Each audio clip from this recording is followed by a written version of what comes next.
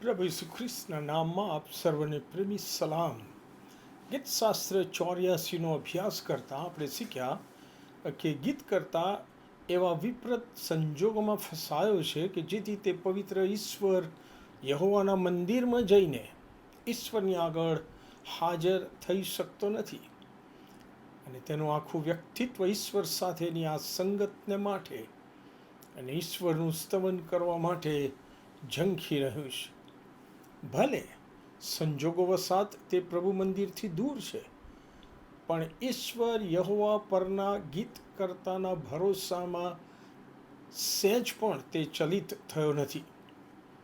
તે પોતાના જ્ઞાન, બળ, બુદ્ધિ અને સામર્થ્ય પર ભરોસો રાખીને જીવતો નથી અને જીવવા માગતો નથી, કેમ કે તે જાણે છે કલમ 5 પ્રમાણે કે જે માણસનું સામર્થ્ય ઈશ્વરમાં છે અને જે ઈશ્વરના માર્ગો ધ્યાનમાં રાખે છે તે માણસને ધન્ય છે.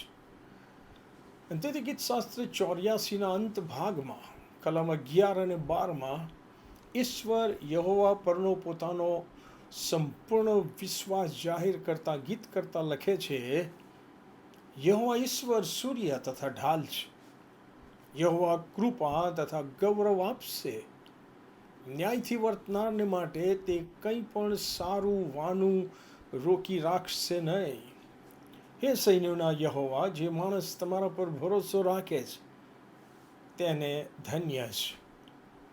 ઈર્મિયા પ્રબોધક પણ આ સત્ય પ્રગટ કરે છે. ઈર્મિયાનું પુસ્તક એનો 17મો અધ્યાય અને એની 7 અને 8મી કલમમાં, જે પુરુષ યહોવા પર ભરોસો રાખે છે અને જેનો આધાર યહોવા છે તે આશીર્વાદિત છે. તે પાણીની પાસે રોપેલા વૃક્ષના જેવો થશે, જે નદીની પાસે પોતાના મૂળ ફેલાવે છે, અને ગરમીનો વખત આવશે ત્યારે તેને કંઈ ડર લાગશે નહીં, પણ તેના પાંદડા લીલા રહેશે, અને સુકવણાના વર્ષમાં તે ચિંતાતુર થશે નહીં અને ફળ આપ્યા વિના રહેશે નહીં. અને એ જ પ્રમાણે ગીતશાસ્ત્ર 118 અને 8 અને 9 કલમમાં પણ ગીત કરતા આ જ સત્ય જણાવે છે. માણસનો ભરોસો કરવા કરતાં યહોવા પર આધાર રાખવો સારો છે, અને રાજાઓ પર ભરોસો રાખવા કરતાં યહોવા પર આધાર રાખવો સારો છે.